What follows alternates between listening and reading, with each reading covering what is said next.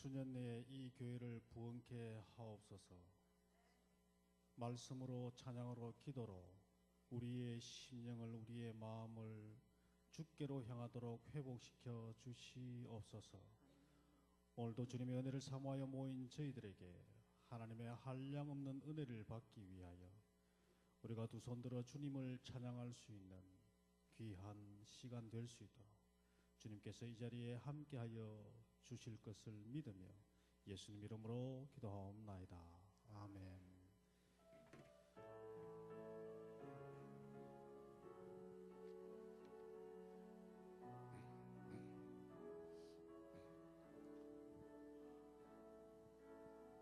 이 땅의 황무함을 보소서. 하늘의 하나님 긍휼을 베푸시는 주여, 우리의 죄악 용서하소서. 이 땅 고쳐주소서. 이제 우리 모두 하나 되어 이 땅에 무너진 기초를 다시 쌓을 때 우리의 우상들을 태우실 성령의 불이 임하소서. 부흥의 불길 타오르게 하소서. 주의 말씀 이 땅 새롭게 하소서. 은혜의 강물 흐르게 하소서. 성령의 바람 이제 불어와 오 주의 영광 가득한 새날 주소서. 오 주님 나라 이 땅에 주님께서 이 자리에 임하기를 바라는 마음으로 한 번 더 찬양하겠습니다. 이 땅의 황무함을 보소서.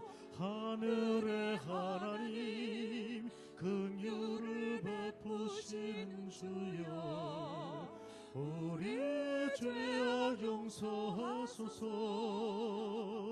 이 땅 고쳐주소서. 이제 우리 모두 하나 되어 이 땅에 무너진 기초를 다시 쌓을 때 우리의 우상들을 태우실 성령의 불이 임하소서. 부흥의 불길 타오르게 하소서. 진리의 말씀 이 땅 새롭게 하소서. 은혜의 강물 흐르게 하소서. 성령의 바람 이제 불어와 오 주의 영광 가득한 새날 주소서. 오 주님 나라 이 땅에 임하소서.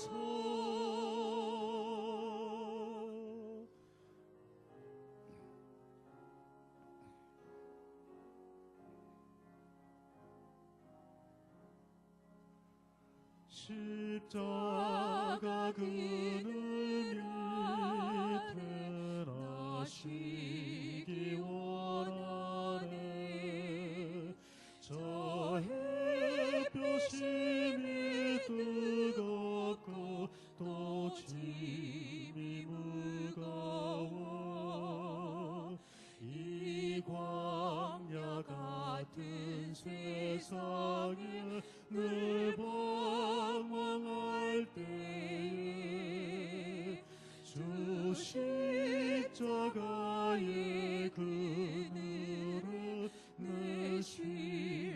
찾았네. 내 눈을 밝히 떠서 저 십자가 볼 때 날 위해 고난당하신 주 예수 보인다.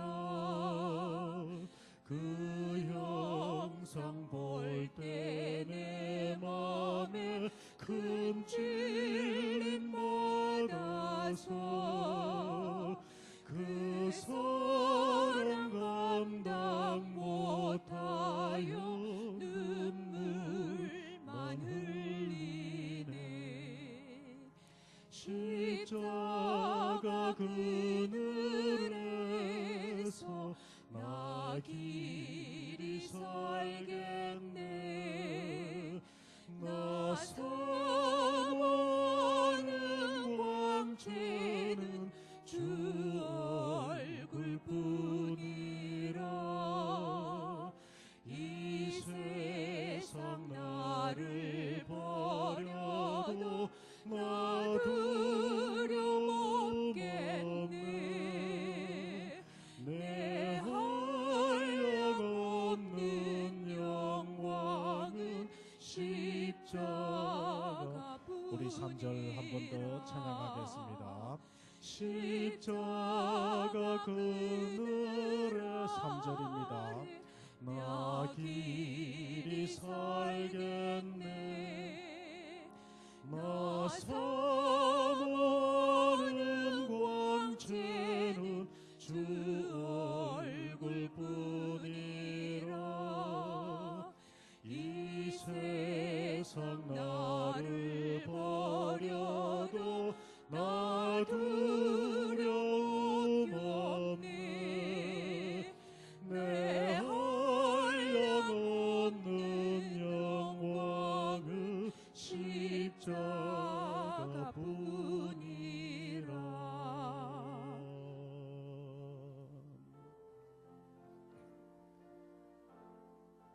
나의 사랑을 주님께 고백하겠습니다. 내 주 되신 주를 참 사랑하고 곧 그에게 죄를 다 고합니다. 그는 은혜를 주시 내 예수시니 이전보다도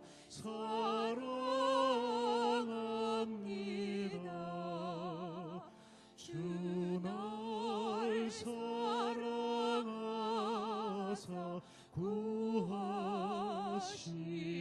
구하시려고 저 십자가 고난 당하셨도다.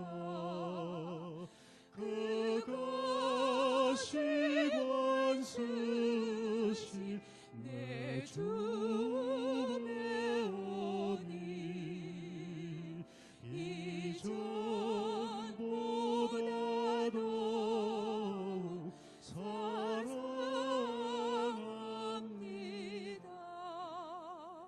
내 평생에 힘쓸 그 큰 의무는 주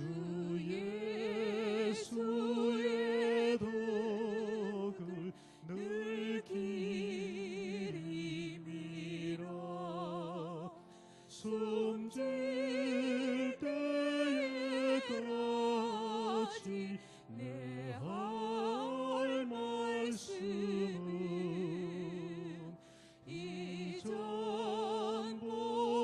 이전보다도 사랑합니다. 우리 모두 일어서서 찬양하겠습니다. 그 영광의 나라 나 들어가서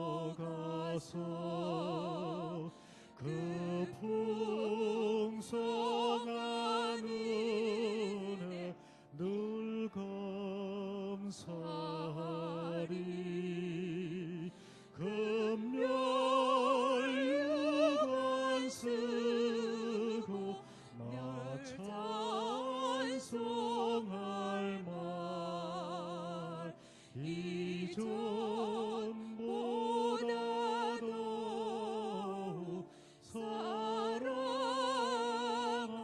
이전보다 더욱 사랑합니다. 이전보다 더욱 사랑합니다.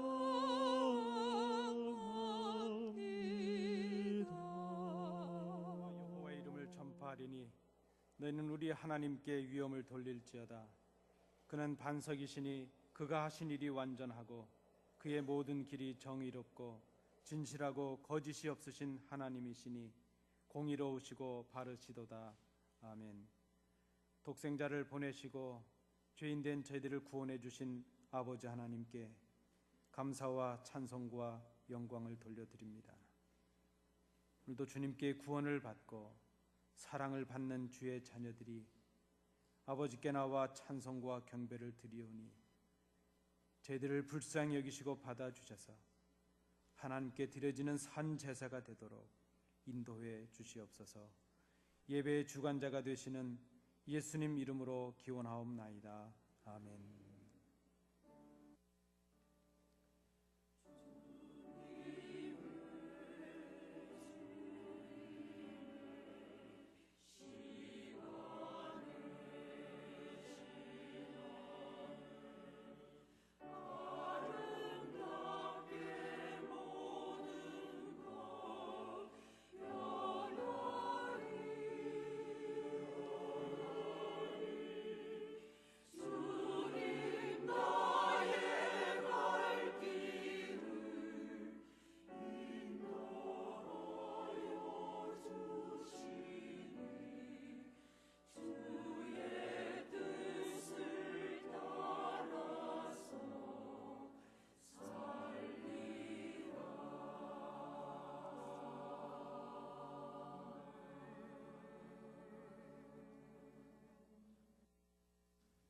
죄인들을 외면하지 않으시고 회개할 때마다 사랑으로 받아주시는 아버지 하나님, 그 사랑과 그 자비하심에 의지하여 저희들이 이 시간 지난 한 주간을 돌아보며 저희들의 부족과 허물을 내려놓습니다.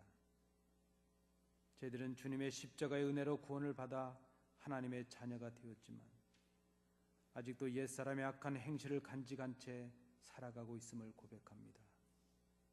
마음의 허망함을 따라 무익한 말을 하였고 더러운 욕심을 따라 악한 일을 행했습니다. 육신의 정욕에 눈이 어두워 썩어 없어질 세상 것을 구하기 위해 땀을 흘리며 수고했던 저희들임을 고백합니다. 하나님께서 주시는 신령한 즐거움보다는 세상이 주는 그 일시적인 즐거움을 찾아 애썼던 저희들임을 고백합니다. 이 시간 저희의 마음을 찢으며 주님 앞에 엎드려 싸우니 상하고 통회하는 심령으로 엎드린 저희들을 불쌍히 여기셔서 우리의 죄를 눈보다 더 희게 씻어 주옵소서. 이젠 아버지와 나만이 알고 있는 은밀한 죄를 인하여 묵묵히 참회의 기도를 계속드립니다.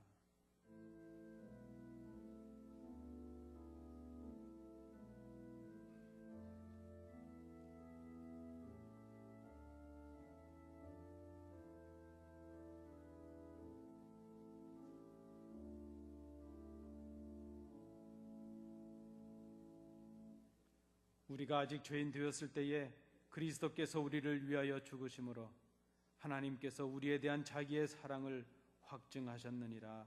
아멘. 사도신경으로 우리의 신앙을 하나님께 고백하겠습니다. 전능하사 천지를 만드신 하나님 아버지를 내가 믿사오며 그 외아들 우리 주 예수 그리스도를 믿사오니 이는 성령으로 잉태하사 동정녀 마리아에게 나시고 본디오 빌라도에게 고난을 받으사 십자가에 못 박혀 죽으시고 장사한 지 사흘 만에 죽은 자 가운데서 다시 살아나시며 하늘에 오르사 전능하신 하나님 우편에 앉아 계시다가 저리로서 산자와 죽은 자를 심판하러 오시리라. 성령을 믿사오며 거룩한 공회와 성도가 서로 교통하는 것과 죄를 사하여 주시는 것과 몸이 다시 사는 것과 영원히 사는 것을 믿사옵나이다. 아멘.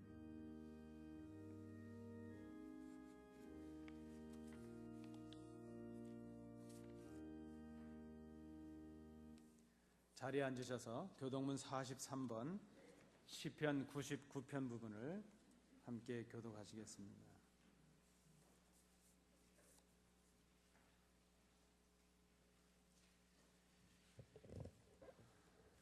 교독문 43번 시편 99편입니다. 여호와께서 다스리시니 만민이 떨 것이요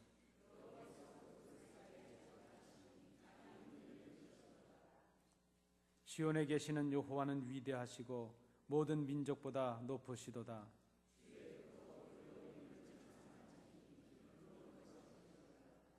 능력 있는 왕은 정의를 사랑하느니라. 주께서 공의를 견고하게 세우시고 너희는 여호와 우리 하나님을 높여 그의 발등상 앞에서 경배할지어다.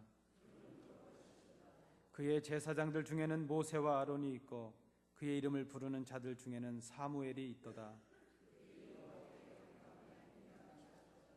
여호와께서 구름 기둥 가운데서 그들에게 말씀하시니 여호와 우리 하나님이여 주께서는 그들에게 응답하셨고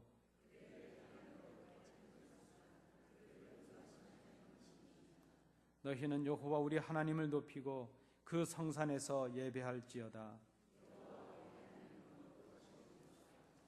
아멘.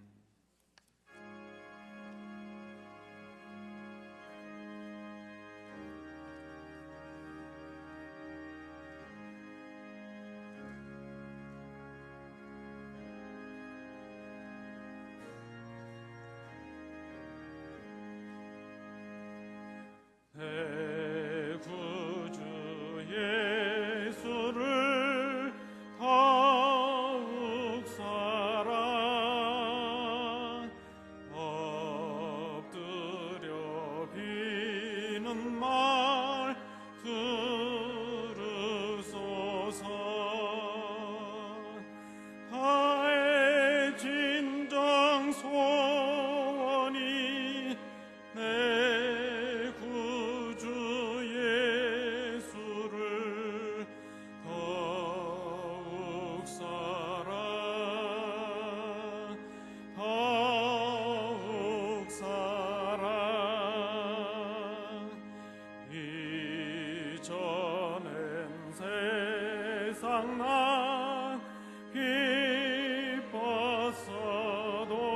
기뻤어도 지금 내 기쁨은 오직 예수.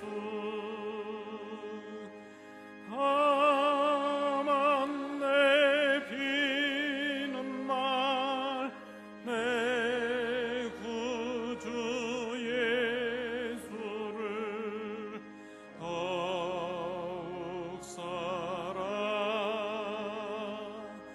더욱 사랑.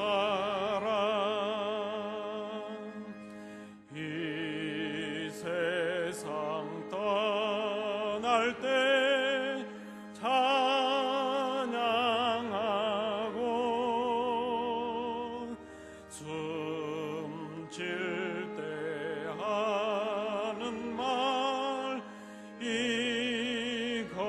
이것일세.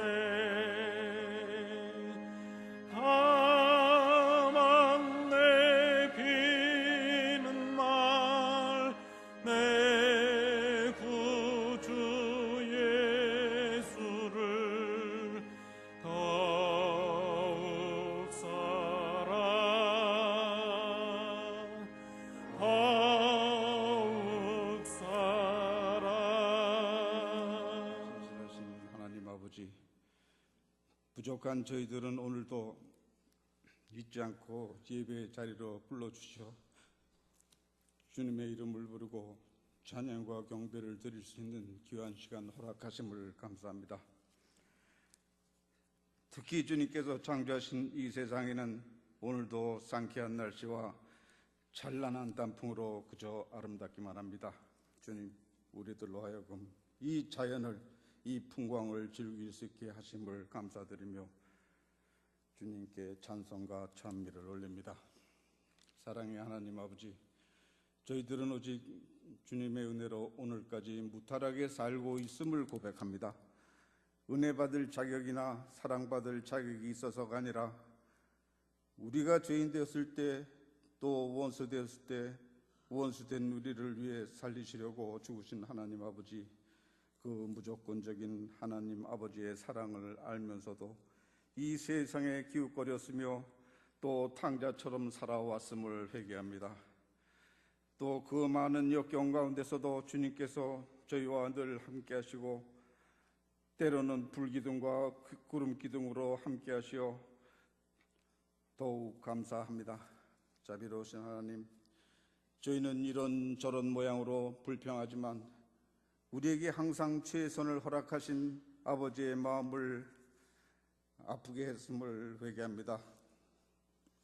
또 죄밖에는 주님께 드릴 것이 없었음을 고백하오며 주님께서는 죄악에 따른 보상인 죽음으로 우리를 벌하지 않으시고 오히려 용서하시어 우리 모두 하늘 시민이 되도록 하여 주신 감사드립니다. 사랑이 충만하신 하나님 아버지, 이 시간 빈 마음, 상한 마음, 통회하는 마음으로 주님 앞에 나왔습니다. 우리의 마음을 주님의 보혈로 정결케 하시고 구원자이신 아버지 하나님만이 부어주실 수 있는 놀라운 은총을 기름 붓듯 부어주시옵소서. 하나님 아버지, 주의 날개 안에 우리를 품어주시고 어둠 권세에서 참 자유를 누리게 하소서. 그리하여 앞으로 우리의 한평생 동안 수음을 다하는 그날까지 믿음으로 하나님만 바라보며 하나님께 영광 돌리는 귀한 증인의 삶 되게 하여 주시옵소서. 사랑의 하나님 아버지, 32년 전 안디옥 교회를 이곳에 세우신 주님의 분명한 뜻이 있을 줄 아옵니다. 계속되는 이 교회의 역사 가운데 주님의 그 가운데 역사하심을 구체적으로 목격하시어 기쁨과 감격이 넘치는 교회가 되게 하여 주시옵소서. 생명이 살아나며 하나님의 뜻이 아름답게 이루어지는 이 교회, 모든 이에게 희망과 소망이 되어가는 이 교회, 아름답고 복된 소식을 땅끝까지 전하는 하나님께 기쁨이 되는 교회가 되기를 소원하오니 축복하여 주시옵소서. 주님, 적은 능력으로 끝까지 주님께 충성을 다한 빌라델비아 교회와 같이, 또 믿음이 부유한 서머나 교회와 같이 주님께 칭찬받는 이 교회 안디옥이 되도록 거듭나게 축복하여 주시옵소서. 항상 좋으신 하나님 아버지, 주님 교회 안팎에는 보이지 않게 수고하는 손길들이 있습니다. 그 손길 일일이 기억하시어 기쁨이 필요한 곳에 한없는 기쁨 주시고 위로가 필요한 곳에 따뜻한 위로를 더하여 주시옵소서. 주님, 오늘 이 자리에는 육신이 연약함으로 또 경제적 어려움으로 고난의 자리에 있는 성도들도 있습니다. 그들에게 마음까지 약해지지 않게 하시고 주님이 주시는 힘과 능력으로 속히 회복되게 하여 주옵소서.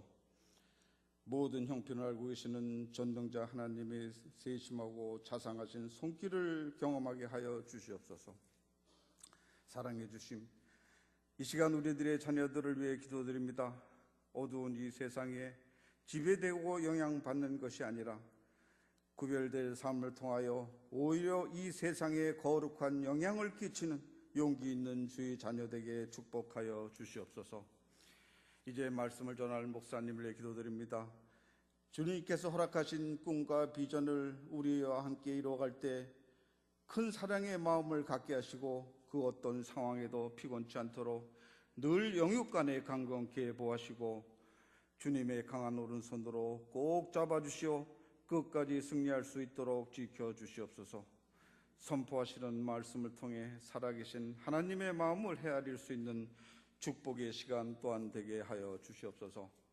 사랑해 주는 온 마음과 정성을 다해 드리는 성가대의 찬양을 통해 구원의 간격을 새롭게 경청하며 주님 만날 그날까지 은혜와 사랑으로 살고 있음을 잊지 않고 빚진 자의 심정으로 맡겨진 자리에서 끝까지 충성하는 주의 자녀 되기를 간구합니다. 감사드리며 예배의 주인 되시며 영광 받으실 존귀하신 예수님의 이름으로 기도드렸습니다. 오늘 이 아침 우리에게 주시는 하나님의 말씀은 신약성경 베드로전서 3장 13절부터 17절까지의 말씀입니다. 신약성경 379면입니다. 베드로전서 3장 13절부터 17절까지의 말씀 교독으로 봉독하시겠습니다. 마지막 절은 함께 봉독하시겠습니다. 또 너희가 열심으로 선을 행하면 누가 너희를 헤아리요?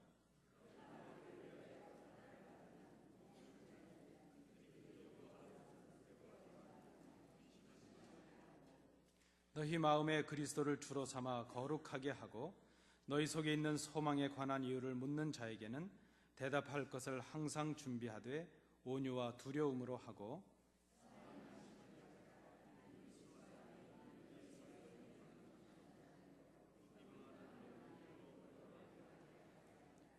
선을 행함으로 고난받는 것이 하나님의 뜻일진데 악을 행함으로 고난받는 것보다 나으니라. 아멘.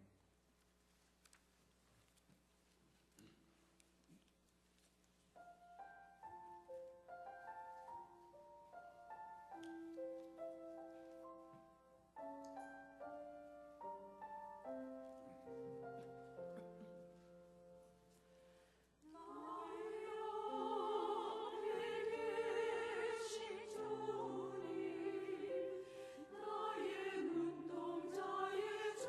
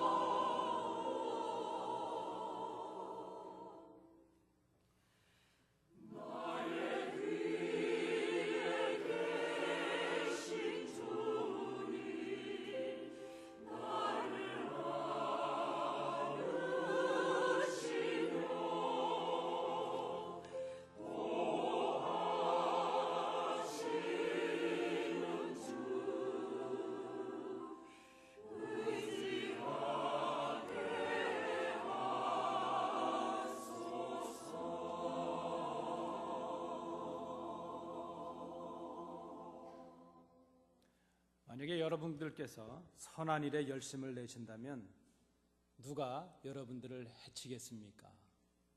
베드로 사도가 이 질문을 던짐으로 오늘 말씀을 시작하고 있습니다. 언뜻 생각해 보면 이 말은 선을 행하는 사람들은 이 세상에서 그 어떤 어려움도 당하지 않을 것이라 하는 그런 의미의 말씀으로 보여집니다. 그런데 여러분, 우리가 살아가면서 경험하는 우리의 삶의 실제는 그렇지 아니합니다. 너무나도 자주 우리는 우리의 진심이 외면당할 때가 있습니다. 우리의 정직함과 우리의 선함이 왜곡을 당합니다. 또 오해를 일으키기도 합니다. 아니, 우리가 행하는 그 선한 일들 때문에 어려움을 당할 때가 얼마나 많은지 모릅니다. 아무리 선하게 살고 아무리 착하게 살아도 그저 내 본의와는 상관이 없이 나와는 무관하게 고난을 받을 때가 있습니다. 아니, 그렇게 생각해 보니까 착한 사람들이 더 어려움을 당하는 것 같고 정직한 사람들이 더 손해를 보는 것 같은 그런 세상을 지금 우리가 살아가고 있습니다. 믿는 사람들, 믿는 우리들이 고난을 당한다. 이것이 오늘 본문의 말씀입니다. 아니, 더 정확하게 말씀을 드린다면 우리가 선을 행하려면, 우리가 의를 행하게 되면, 그 하나님의 말씀과 뜻대로 살아가게 되면 반드시 고난과 핍박을 당하게 돼 있다 하는 것이 오늘 말씀입니다. 만일 우리가 선하지 않은 행동을 하다가 혹은 그저 내 마음대로 살아가다가 이런저런 어려움을 당한다면 그것은 성경이 고난이라고 말하지 않습니다. 그저 내가 당해야 될 일을 당하는 것이죠. 악한 일을 행하고 악하게 살아가다가 어려움을 당할 때 그것을 우리는 핍박이라고 말하지 않습니다. 오늘 고난과 핍박이라고 말하는 것은 우리가 말씀을 지키려고 살고 교회를 위하여 살고 복음을 위하여 살아가다가 우리가 고난과 어려움을 당할 때 그때 우리는 그것을 진정한 고난이라 이렇게 말합니다. 오늘 본문의 말씀은 이렇게 주를 위하여 고난을 당하고 있는 교회를 향해서 주시는 하나님의 위로의 말씀입니다. 오늘 본문 14절은 이렇게 말씀하고 있습니다. 만일 우리가 옳은 일을 행하다가 고난을 받게 되었다면 그것 때문에 오히려 행복하게 생각하라 하는 것입니다. 그런 일들 때문에 사람들로부터 핍박을 받거나 협박을 받거나 어려운 일을 당한다고 할지라도 그것 때문에 두려워하지 말라는 것입니다. 놀라지 말라는 것입니다. 흔들리지 말라 말씀합니다. 의를 인해서 고난을 받으면 복 있는 사람이라. 우리 주님께서도 산상수훈에서 해주신 말씀입니다. 주님을 인하여 당하는 고난, 옳은 것을 위하여 당하는 어려움, 그것은 우리에게 오히려 행복이 된다는 것을 말씀하고 있습니다. 복음과 교회를 위하여 당하는 어려움, 그래서 우리에게 복이 되는 것입니다. 교회를 온전히 세우기 위해서 내가 당하는 손해, 내가 당하는 고난들, 그것은 하나님 앞에 감사할 조건이 된다는 것입니다. 세상 사람들은 이것을 도저히 이해할 수가 없습니다. 믿음이 아니고선 이것을 이해할 수가 없습니다. 주님 때문에 인내하고 주님 때문에 환난을 당하고 궁핍하고 고난을 당하고 매도 맞고 갇히고 수고를 합니다. 그러면서도 기뻐합니다. 그렇게 손해를 보는데도 감사가 있습니다. 그래도 감격이 있고 우리 입술에 찬송이 넘칩니다. 마땅히 슬퍼해야 되는데 기뻐합니다. 가난해진 것이 분명한데 부유하다고 말합니다. 공궁에 처했지만 만족함이 있다고 말합니다. 도무지 세상은 이것을 알 수가 없습니다. 세상적인 관점에서 보면 우리 믿는 사람들은 얼마나 어리석은 사람인지 모릅니다. 참 바보 같은 사람들이 바로 우리들입니다. 믿지 않는 사람들이 가끔 믿는 우리 성도들 향해서 그렇게 말합니다. 무슨 재미로 사십니까? 아니, 요즘같이 좋은 때 그저 교회 가서 예배한다 그러고 이것도 안 된다 저것도 안 된다 즐기지도 못하고 그러면서 무슨 재미로 살아가느냐 이렇게 우리에게 말합니다. 뭐 그렇게 인생을 힘들고 빡빡하게 사는가? 그저 적당히 인조이하면서 그렇게 살아갈 수 있을 텐데 아니 그렇게 살아서 이 경쟁 사회에서 성공하는 삶을 살아갈 수 있겠는가? 즐기지도 않고 그저 그렇게 늘 손해보고 살고 그저 자기 것을 취하지도 못하면서 어떻게 인생을 성공적으로 살아갈 수 있겠는가? 그렇게 우리에게 말합니다. 조롱하기도 하고 우리를 그렇게 비난하기도 합니다. 여러분, 우리가 생각해봐도 그렇습니다. 그저 우리는 이것도 안 되고 저것도 안 되는 그런 삶을 살아갑니다. 세상 사람들이 즐기는 것만큼 그렇게 세상을 즐기지도 못합니다. 그저 선을 행하면서도 고난을 당하고 가난하면서도 교회 헌금을 드리고 이런 경쟁 사회에서 오히려 양보하고 베풀고 좋은 일을 하고서도 어려움을 당하고 고난을 당합니다. 세상에 이런 바보가 없습니다. 여러분들도 바보시고 저도 바보입니다. 세상 사람들이 보기에 그렇다는 말씀입니다. 그런데 여러분, 그렇게 우리를 비난하고 조롱하는 세상 사람들의 그 말을 잘 새겨보면 그들은 뭔가 우리에게 가르쳐 달라고 간절한 호소를 지금 하고 있습니다. 세상 사람들은 우리를 조롱하고 비난하지만 실상은 우리에게 무언가를 지금 질문하고 있습니다. 그렇게 손해를 보면서도 그렇게 슬퍼할 수밖에 없는데 어떻게 이렇게 기뻐하며 살아갑니까? 어떻게 그렇게 지금 감사하며 살아갑니까? 어떻게 여러분은 그런 삶 속에서도 그렇게 감격하면서 기뻐하면서 감사하면서 살아갈 수 있습니까? 어떻게 그런 지경이 되었는데도 태연하게 담대하게 살아갈 수 있습니까? 도대체 무엇 때문에 여러분은 그런 삶을 살아갈 수 있습니까? 사실은 조롱하고 있지만 우리를 비난하고 있지만 그들의 속내는 부러워하는 것입니다. 요즘 그런 말이 있습니다. 젊은 사람들 쓰는 말 중에 부러우면 지는 거다 하는 말이 있습니다. 세상 사람들이 우리를 조롱하고 비난하지만 실상은 그들은 지금 궁금해하고 있습니다. 도저히 알 수가 없기 때문이죠. 여러분, 이 질문에 대해서 우리는 어떤 대답을 할 수 있겠습니까? 오늘 본문을 잘 생각해 보니까 이 대답을 할 수 있기 위해서는 먼저 우리가 그런 삶을 살고 있는가 하는 것을 돌아봐야 될 것입니다.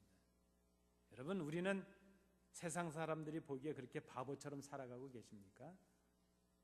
세상에 즐기는 것 뒤로 하고 주님께서 기뻐하시는 일을 하려고 애쓰고 세상 사람들이 자기 것을 갖기 위해서 그렇게 양심도 팔고 그저 있는 것 없는 것 수단과 방법을 가리지 않고 자기 것을 찾으려고 할 때 우리는 옳은 것 때문에 내가 가져야 될 것을 포기하는 그런 삶을 살아가고 계십니까? 그런 삶을 살 수 있어야 그런 비난과 조롱을 받는 것도 당연하겠다 생각합니다. 그런 대답, 그들의 질문에 대답을 주기 위해서는 먼저 우리가 그런 삶을 살아야 될 것입니다. 또 하나, 그 질문에 대답할 수 있기 위해서 우리가 가져야 될 것이 있는데 오늘 본문은 그것을 소망이라고 말씀합니다. 우리 속에 분명한 소망이 없다면 우리가 세상으로부터 비난을 당하고 조롱을 받게 될 때에 아마 우리는 우리가 가진 믿음을 회의를 가지고 그 믿음에서 떨어질지도 모릅니다. 아, 그래. 내가 뭐 하려고 세상 사람들처럼 즐기며 살 텐데 이렇게 고생하면서도 이런 삶을 살까? 차라리 믿음을 포기하고 나도 적당히 즐기면서 세상이 원하는 대로, 세상이 누리라 하는 대로 누리며 살아가는 것이 행복이 아니겠는가? 그렇게 생각할 수도 있습니다. 소망이 없다면 그렇습니다. 그러나 우리 속에 예수 그리스도로 인한 소망이 분명하다면, 우리가 장차 오실 주님에 대한 그 믿음과 사랑과 소망이 분명하다면 우리는 어떤 조롱과 어떤 비난을 받는다 할지라도 소망 가운데 거할 수 있고 확신 가운데 거할 수 있고 그들에게 어떤 비난을 받든지 간에 담대함으로 우리의 믿음을 지킬 수가 있을 것입니다. 오늘 베드로 사도는 우리에게 권면합니다. 그런 질문을 받을 때에, 그런 조롱을 받을 때에, 그런 실망할 만한 순간이 되었을 때에 낙심하지 말라 하는 것입니다. 분명하게 그들에게 대답해 줄 수 있는 준비를 하라 하는 것입니다. 그것이 바로 오늘 본문에서 말씀하고 있는 소망이라 말할 수 있습니다. 여러분, 정말 우리가 어떻게 기뻐할 수 없는 그런 형편 가운데서도 우리가 기뻐할 수 있다면 이렇게 감사의 조건이 하나 없는 것 같은 우리의 삶 속에서 오히려 감사하고 감격하고 살아가고 있다면 그 이유는 무엇인가 하면 우리가 우리 마음속에 소망을 간직하고 있기 때문입니다. 여러분 한번 잠시 생각해 보시겠습니까? 나는 왜 살아가고 있는지, 그리고 그리스도인으로서 지금 이런 삶을 살아가는데 내 속에 어떤 소망을 가지고 있는지. 오늘 본문 15절은 이렇게 말씀합니다. 너희 마음에 그리스도를 주로 삼아 거룩하게 하고 너희 속에 있는 소망에 관한 이유를 묻는 자에게 대답할 것을 준비하되 온유와 두려움으로 하라 말씀합니다.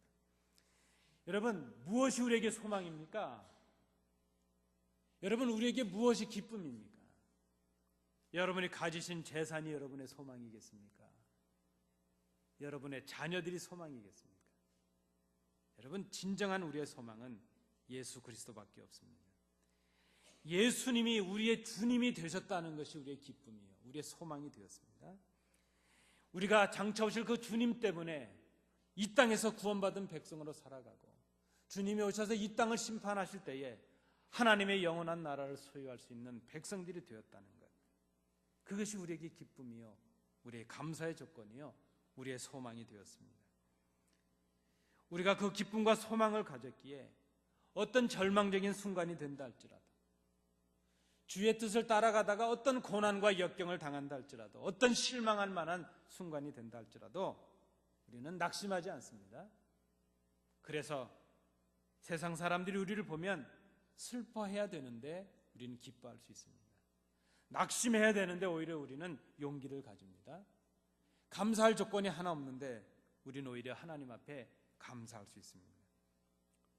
오늘 그 소망을 가지고 대답할 것을 준비하라 하는 것입니다. 베드로 사도는 그 대답을 위해서 세 가지의 준비를 우리에게 말씀해 주었습니다. 첫째 준비는 우리가 가진 소망에 관한 이유를 묻는 자들에게 우리는 온유함으로 대답해야 된다는 것입니다. 저를 한번 따라해 주시겠습니까? 온유함으로 대답하자. 예, 감사합니다. 이 온유함이라는 것의 쉬운 의미가 무엇일까 생각해 보았습니다. 온유함의 쉬운 의미는 공손함이라 이렇게 말할 수 있습니다. 성경적인 의미로 다시 풀자면 온유라고 하는 것은 하나님을 의지하고 신뢰함으로 하나님께서 주시는 마음의 변화를 받는 것, 그것이 바로 온유라 이렇게 말할 수 있습니다. 하나님께서 우리의 마음을, 우리의 성품을 변화시키셨습니다. 하나님을 의지하고 하나님을 사랑하게 되니까 하나님께서 우리에게 주시는 선물로 인해서 우리가 변화를 경험하게 되었습니다. 그 마음이 바로 온유한 마음이라 말할 수 있습니다. 말씀드린 대로 지금 우리를 비난하는 것 같고 우리를 조롱하는 것 같고 우리에게 질문하고 있는 그 세상 사람들은 그저 속으로는 궁금합니다. 도대체 저 예수 믿는 사람들은 어떻게 저렇게 살아갈 수 있을까? 궁금하면서도 그 궁금함은 뒤로 감추고 그저 우리에게 그렇게 비난하고 조롱합니다. 당신들 살아가는 방식이 틀렸고 당신들은 지금 바보같이 살아가고 있고 어리석게 살아가고 있다, 그렇게 말을 합니다. 실상 그들은 지금 우리가 왜 어떻게 이렇게 살아갈 수 있는지 궁금해하고 있습니다. 이때 우리가 그들에게 어떻게 대답을 해야 되겠습니까? 온유함으로 하라는 것입니다. 공손함으로 하라는 것입니다. 여러분, 정말 그들에게 필요한 것은요, 바로 소망입니다. 우리가 가진 소망입니다. 그들에게 정말 필요한 것은 예수 그리스도입니다. 복음입니다. 복음을 전하는 자는 논쟁을 해서는 안 됩니다. 제가 한국에 있을 때 그 전도팀들, 전도학교를 이제 훈련하는 일이 있었습니다. 그래서 오전에 모여서 기도하고 전도팀들을 이제 훈련을 해서 점심을 드시고 오후에는 노방정도를 나갑니다. 이제 우리 전도대를 다 파송해 놓고 나중에 제가 그 전도하시는 분들을 이제 한번 돌아보면서 다닙니다. 근데 꼭 개 중에 그런 분들이 계십니다. 전도를 하라 그랬더니 싸우고 계신 거예요. 아니, 복음을 전하고 전도를 하는데 안 받아들이니까 왜 안 받아들이냐고 싸우는 겁니다. 그러면서 이 복음이 얼마나 귀한 건데 그렇게 살다가 지옥에 갈 텐데 안 믿는 분도 지옥 간다는 소리는 나쁜 거라는 거 아시니까 왜 멀쩡한 사람 보고 지옥 간다냐고 그 길바닥에서 전도하시다 싸우는 겁니다. 이제 가서 말리고 그분께 사과를 하고 돌려보내고 이제 우리 성도님께 그렇게 말씀을 드리죠. 집사님, 전도하셔야지 왜 싸우십니까? 했더니 아니 복음을 우습게 보잖아요. 그러시는 거예요. 여러분, 전하는 사람들은요 논리로 설득시키는 것이 아닙니다. 교회 일도 그렇지 않겠습니까? 우리가 논쟁을 해서 논리로 그분들과 이겨본들 그 마음을 얻을 수 있겠습니까? 교회 일은요 온유함으로 하는 것입니다. 특별히 복음을 전하는 일, 그리스도를 소개하는 일, 그리스도의 삶의 그 비밀을, 그 복음의 비밀을 전해주는 일, 그것은 온유함으로 해야 된다는 것입니다. 소망에 관한 그 이유를 묻고 있는 자들, 이 땅에서 구할 것을 다 구하고 누릴 것을 누렸음에도 불구하고 그 영적인 갈급함을 어찌할 수 없어서 오히려 우리를 비난하며 조롱하면서도 그 비밀을 알기 원하는 그들을 향해서 우리가 해야 될 것은 바로 생명이신 주님을 전해주는 것입니다. 복음을 전해주는 것입니다. 우리가 누리고 있는 이 소망과 기쁨을 전달해 주는 것입니다. 이것은 그들과 논쟁해서 될 것이 아닙니다. 그들을 설득시켜서 될 것이 아닙니다. 사랑으로 권면하고 온유함으로 해야 될 일이라는 것입니다. 지금 우리가 무엇을 믿고 있으며 그 믿음이 우리에게 어떻게 소망이 되고 있는지를 그들에게 가르쳐 주는 것입니다. 우리가 그들을 위해서 대답을 준비하는 이유는 그들과의 싸움에서 이기기 위함이 아닙니다. 논쟁에서 승리하기 위함이 아닙니다. 그들에게 우리가 누리는 이 기쁨과 사랑을, 이 믿음을 증거해 주므로, 전해 줌으로 인해서 그들도 주님께로 돌아오게 하기 위해서 우리가 이 복음을 증거합니다. 이 대답을 준비해야 됩니다. 어떻게 할까요? 온유함으로 준비해야 될 것입니다. 교회를 섬기시는 성도 여러분, 봉사하시는 여러분, 온유함으로 하실 수 있기를 바랍니다. 주장하는 자세가 아닙니다. 그들을 사랑하는 마음으로 주의 사랑을 가르쳐 주는 것입니다. 내가 누리고 있는 기쁨을 보여주는 것입니다. 그것이 우리가 준비해야 될 첫 번째 온유함이라 말할 수 있습니다. 두 번째로, 우리가 가진 이 소망에 관한 이유를 묻는 자들에게 우리가 대답을 해야 된다면 어떻게 대답을 해야 될 것인가? 두 번째는요, 저를 또 한번 따라해 주십시오. 두려움으로 하자. 예, 고맙습니다. 이 두려움으로, 온유함으로 하는 것이 사람을 향해서 하는 것이라면 두려움으로 하는 것은 하나님을 향해서 하는 것입니다. 이 두려움, 이것은 하나님을 향한 두려움을 말합니다. 이것은 다른 말로 말하면 하나님을 경외하는 것, 이렇게 말할 수 있습니다. 경건이라는 말로도 우리가 요약할 수 있겠습니다. 어떤 학자는 이 경건이라는 것을 하나님 앞에서의 떨림이라 이렇게 말했습니다. 트레멘듬이라 말이죠. 하나님 앞에서 떠는 것. 그 절대자이신 하나님, 창조주이신 하나님 앞에 서니까 그저 피조물인 우리들이 연약하고 부족해서 하나님 앞에 떨게 된다는 것입니다. 그랬더니 또 어떤 학자가 아니지, 그것은 단순히 하나님 앞에서 무서워서 떠는 것만 의미하는 것이 아니라 하나님을 절대적으로 의지하고 싶은 우리의 마음이지, 우리의 감정이지, 절대 의존의 감정이라 하는 그런 말을 했습니다. 그런데 이 두 사람의 말들에 좀 부족함이 있습니다. 칼빈이 경건이란 무엇인가 하는 것을 우리에게 명쾌하게 정의해 주었습니다. 칼빈이 정의하는 것은 무엇인가 하면, 경건은, 하나님을 두려워한다는 것은 사랑과 외경의 결합이다 하는 말을 썼습니다. 이 말이 무슨 말인가? 하나님을 사랑하는데 어려워한다는 것입니다. 그 하나님의 거룩하심 앞에서 우리는 하나님의 무한하신 사랑을 느낍니다. 그렇지만 사랑 안에서 하나님을 어려워하는 것입니다. 그것이 바로 경건이라는 것입니다. 어떤 할아버지가 얼마나 손주가 예쁜지 모릅니다. 손주를 예뻐라 해주시니까 나중에 이 손주가 할아버지의 수염을 잡고 논다는 것이죠. 우리 옛말에 그런 일이 있지 않습니까? 여러분, 우리가 하나님을 두려워한다는 것이 바로 그것입니다. 하나님을 사랑합니다. 그 사랑 가운데 하나님을 두려운 분으로 모시는 것입니다. 그래서 우리의 사랑 가운데는 질서가 있습니다. 하나님의 뜻이 있습니다. 그래서 이 두려워한다 하는 것은 그저 단순히 하나님을 무서워서 피하고 벌벌 떨고 그것이 아니라 하나님을 가까이 느끼고 하나님 앞에 가까이 있습니다. 그러면서도 하나님을 어렵게 생각하고 두렵게 섬길 수 있는 그런 질서, 그런 거룩함, 그 구별됨, 그것을 바로 우리는 바른 신앙이요 거룩이라 이렇게 말합니다. 지금 그 어려워하면서도 예의가 있는 것이요. 그저 하나님을 가장 두려운 분으로 모시는 것. 그것이 바로 오늘 본문의 두려움이라 말할 수 있습니다. 여러분, 정말 우리가 정직하게 한번 생각해 보시겠습니까? 여러분은 눈에 보이는 사람들을 두려워하십니까? 보이지 않는 하나님을 두려워하십니까? 하나님을 두려워하는 것이 바른 신앙이라 하는 것입니다. 근데 오히려 우리들은 사람을 두려워합니다. 우리의 환경을 두려워합니다. 하나님은 보이지 않는다고 하나님을 두려워하지 않습니다. 바른 신앙이 무엇입니까? 보이지 않는 그 하나님을 두려이 섬길 수 있는 것. 보이지 않으시는 그 하나님의 말씀을 두렵게 순종할 수 있는 것.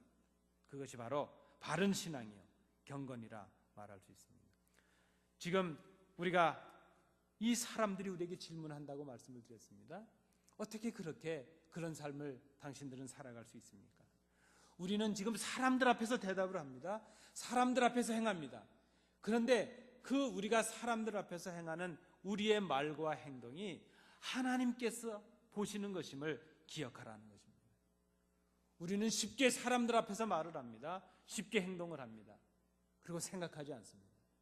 우리의 말 한마디 하나, 우리의 행동 하나하나를 하나님께서 지켜보고 계신다는 것을 생각하지 않습니다. 바른 신앙이 무엇입니까? 하나님께서 우리를 지금 지켜보고 계신다는 것을 의식하는 것입니다. 그 무엇보다도 하나님을 두려운 분으로 섬기는 것입니다.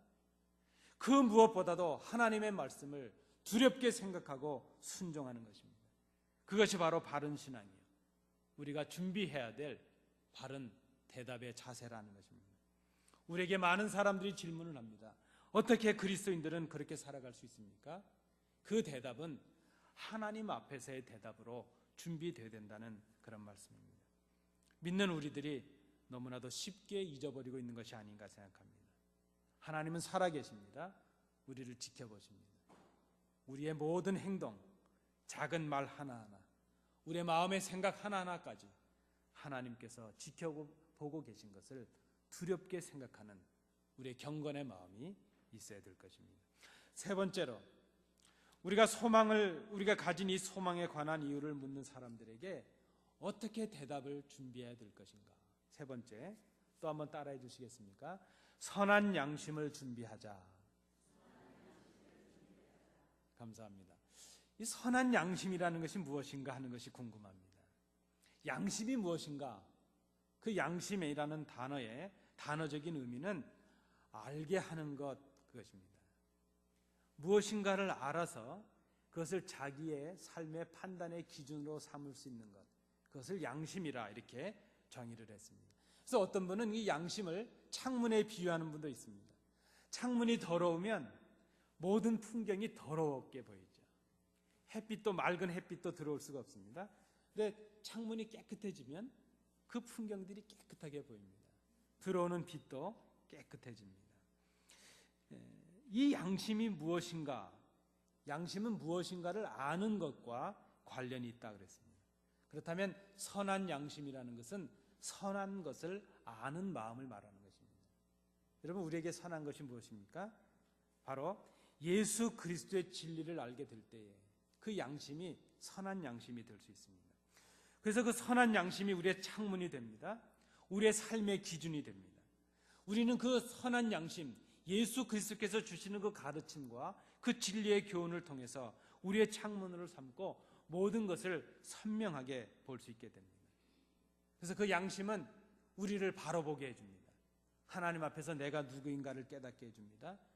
그리고 내가 어떤 삶을 살아가야 될 것인가 하는 것을 알게 해줍니다.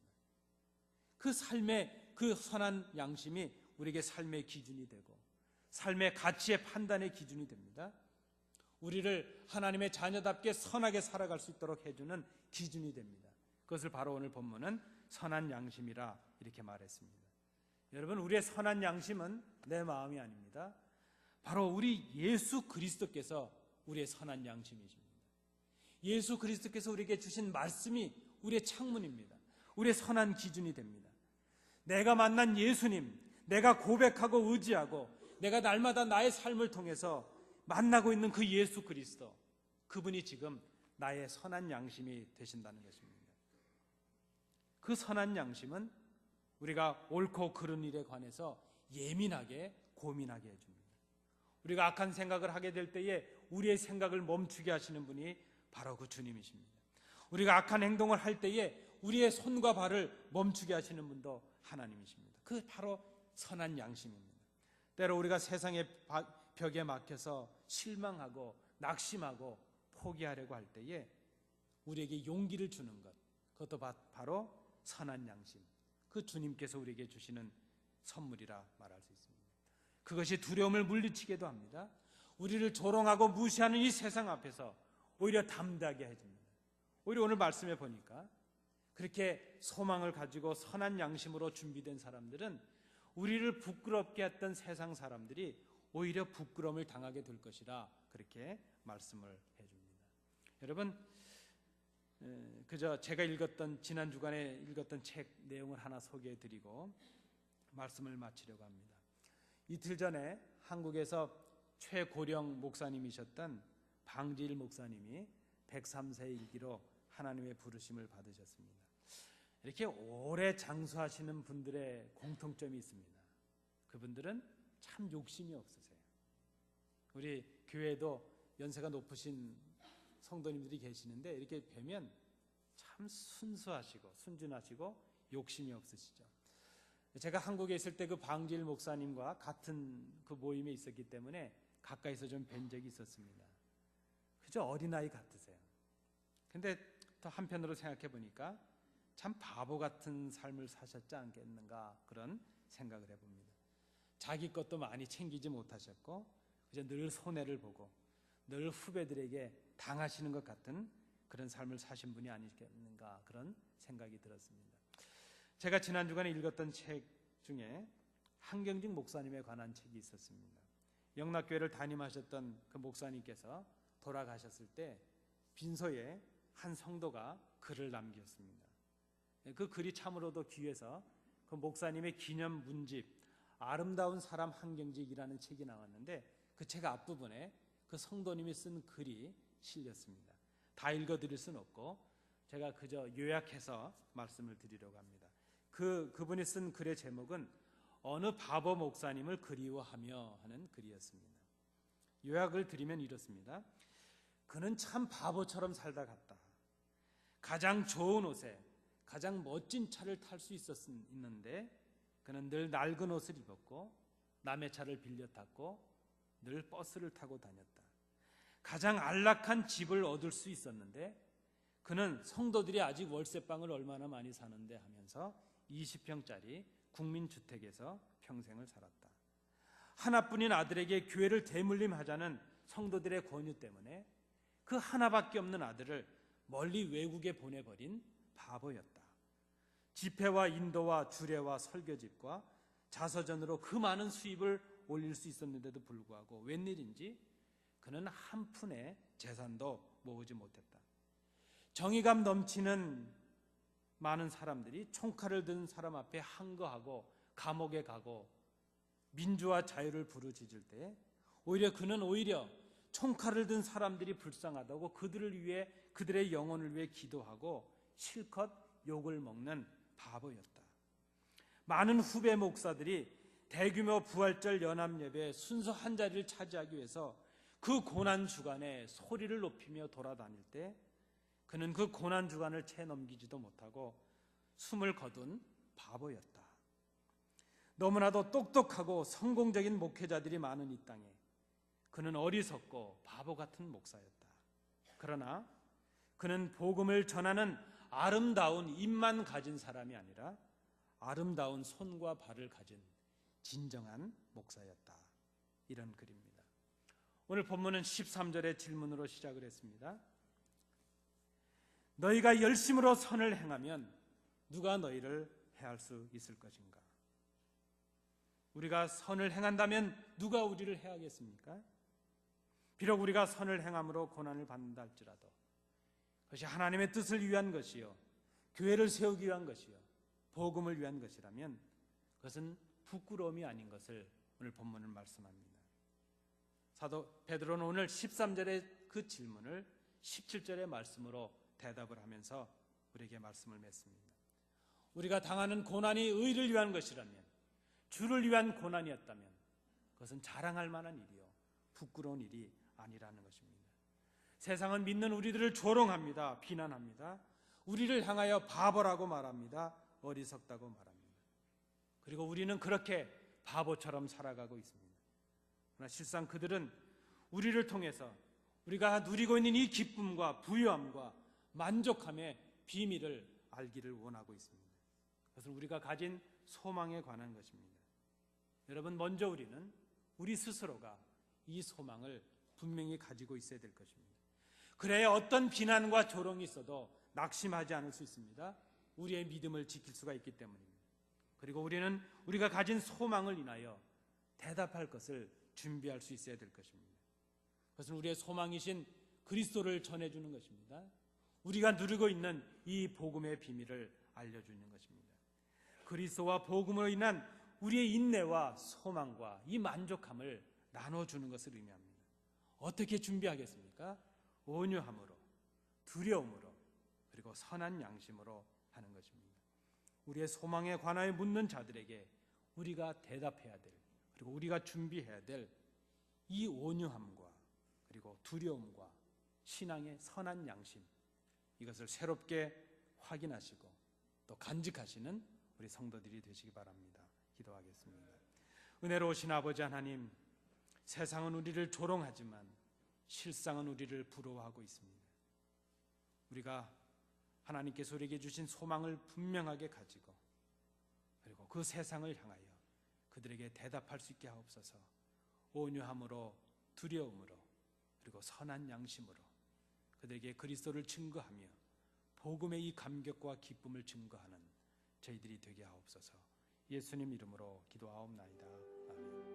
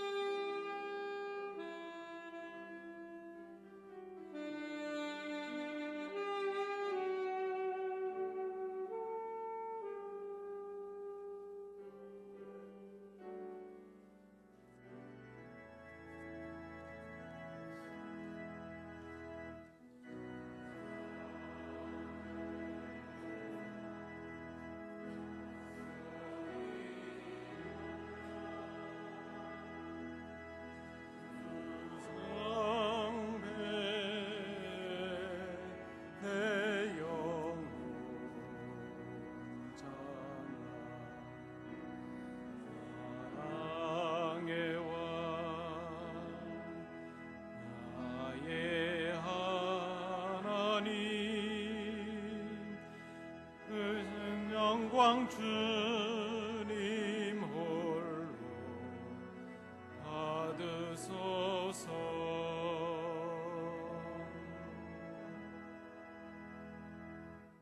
사랑과 긍휼이 풍성하신 아버지 하나님, 나약하고 연약한 저희들의 예배를 받으시며 이 시간 저희들이 하나님 앞에 예물을 드릴 수 있도록 인도해 주심을 감사드립니다. 아버지께서 주신 것 일부를 구별하여 아버지 앞에 드렸습니다. 이 예물과 함께 우리의 마음과 정성도 드리오니 받아 주옵시고 하나님 나라와 영광을 위하여 귀하게 쓰여지는 예물 되도록 인도해 주시옵소서. 이 예물을 최선을 다해 드리면서도 부족함을 생각하며 머리 숙인 주의 자녀들을 기억해 주셔서 그들의 삶의 기업과 가정에 형통함이 있게 하시며 늘 우리에게 주신 말씀처럼 온유와 두려움과 선한 양심으로 우리의 소망에 관하여 늘 대답할 것을 준비할 수 있는 거룩한 백성들의 삶이 되도록 인도해 주시옵소서. 주신 은혜 감사드리며 예수님 이름으로 봉헌 기도하옵나이다. 아멘. 감사합니다. 자리에 앉으시겠습니다. 여러분, 우리 오늘 예배 참여하신 모든 성도님들 주님의 이름으로 환영을 드립니다. 우리 좌우로 보시면서 인사하실 때 오늘 이렇게 인사하시겠습니다. 대답을 준비합시다. 이렇게 하면 인사하시겠습니다. 감사합니다. 고맙습니다. 우리 오늘 교회를 방문해 주신 분들이 지금 몇 분 보이시는데요. 제가 좀 소개를 해드리겠습니다. 우리 박소연 선생님, 또 우리 조나단 선생님, 우리 잠깐 자리에서 좀 일어서 주시겠습니까? 우리 박수로 한번 환영하시겠습니다. 감사합니다. 우리 한국어로 설교가 되어서 힘드셨을 텐데도 가장 밝게 경청을 해주셔서 감사를 드립니다. 또 우리 김지훈 성도님, 또 이재연 성도님 예배 참여하셨는데요. 우리 잠깐 좀 금방 거기 계셨는데 나가셨군요. 우리 아마 예배 참석하셨는데 급한 일이 있으셨던 것 같습니다. 또 우리 이 앞에 한 가족이 함께 참여하셨는데요. 속에서는 올라오지 않았는데 여러분, 우리 가끔 교회 오셔서 바이올린 연주해 주시던 우리 고집사님 네 분 오셨는데, 우리 제가 지금 기억이 맞는다면, 이게 틀리면 안 되는데, 우리 부군께서 아마 김진권 집사님 맞으세요? 다행입니다. 또 우리 고경아 집사님, 또 우리 아들 우리 현영이 함께 나왔습니다. 박수하셨지만 다시 한번 박수하시겠습니다. 감사합니다. 고맙습니다. 우리 교회 생활 주보를 꼭 기억해 주시기 바랍니다. 오늘 예배 마치고 바로 이 자리에서 3, 4분기 재직회로 모이겠습니다. 우리 찬양대원들도 나가지 마시고 바로 내려오셔서 빨리 회의가 진행될 수 있도록 도와주시기 바랍니다. 우리 목사님은 테이블 하나를 좀 갖다 주시기 바랍니다. 11월 1일 토요일 오후 5시라고 됐는데 시간은 좀 더 나중에 말씀드리도록 하겠습니다. 우리 새가족 환영회를 준비하도록 그렇게 하겠습니다. 우리 선연향 집사님 성경 통독하셨는데 지금 출타 중이십니다. 우리 친교 시간에는 이번 10월 달에도 구역별로 계속해서 모이겠습니다. 구역별로 친교 해주시기 바랍니다. 10월 25일 우리 본당에서 뮤지컬 공연이 있겠습니다. 극단 매트라고요. 시작된 지는 한 3년 된 연극팀인데 아주 선교 연극팀으로 참 은혜로운 그 연극을 하는 팀입니다. 이번에 엄마라는 그런 뮤지컬을 공연하게 되었는데 이미 이 주변에 큰 교회에서들도 공연을 했는데 좋은 기회에 우리 교회에서 공연이 되었습니다. 날짜 기억하시고 미리 준비하셔서 참여해 주시기 바랍니다. 한 6시쯤 전에 오시면 저녁이 준비되겠습니다. 그래서 일찍 오셔서 함께 식사하시고 은혜 시간이 되실 수 있도록 해주시면 감사하겠습니다. 우리 랑카스타에 연극 보러 가는 일 신청 안 하신 분들은 서둘러서 신청해 주시기 바랍니다. 그리고 지난 9월 28일부로 우리 커버넌트 펠로우십 교회가 리스 계약을 작성을 했습니다. 그래서 이제 우리 교회에 합법적으로 교회를 이제 빌려 쓰게 되었는데 그것 때문에 우리 성도님이 조금 불편하실 수도 있습니다. 예배 시간을 나눠서 쓸 수도 있고 특별히 주중에 교회에서 저녁에 기도하시는 분이 계시는데요. 다른 날은 괜찮은데 매월 첫 주 목요일은 지하 예배실을 우리 소 예배실을 이용해 주시기 바랍니다. 그날은 커버넌트 교회에서 매월 첫 주 목요일 저녁에는 본당을 좀 쓰도록 했습니다. 그래서 그거 한 가지 외에는 좀 궁금하신 게 있으시면 우리 사무실에 오시면 그 사용하는 시간들이 적혀져 있습니다. 확인하시고 또 우리 교회를 위해서도 커버넌트 교회를 위해서도 기도해 주시면 감사하겠습니다. 우리 다른 광고 없으시면 바로 기억해 주십시오. 바로 재직회로 모이도록 하겠습니다. 우리 제가 한번 기도하고 예배를 마치겠습니다. 은혜로우신 아버지 하나님, 오늘 거룩한 성일 주의 전에 올라 예배하며 특별히 하나님의 은혜를 나눌 수 있도록 인도해 주심을 감사합니다. 온유함과 두려움과 선한 양심으로 우리의 소망에 관하여 대답할 것을 준비할 수 있는 믿음의 용사들이 되게 하여 주옵소서.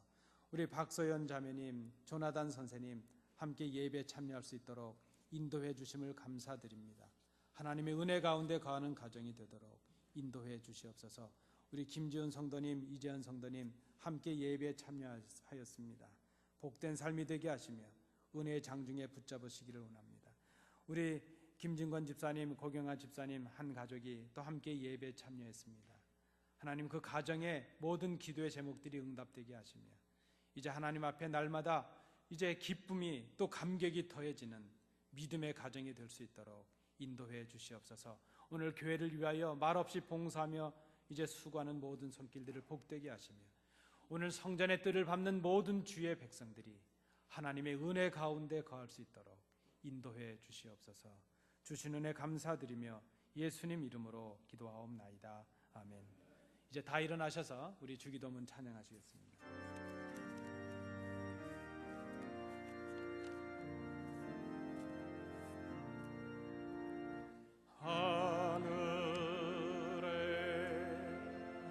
계신 아버지 이름 거룩하사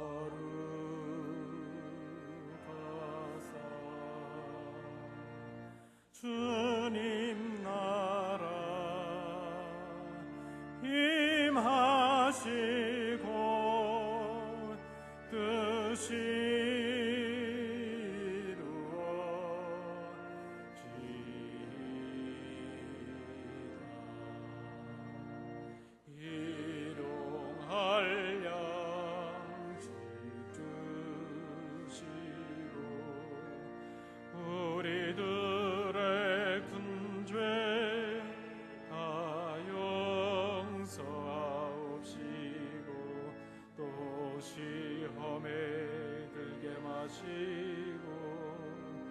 악에서 구원하소서. 내게 주의 나라 주의 권세 주의 영광 영원히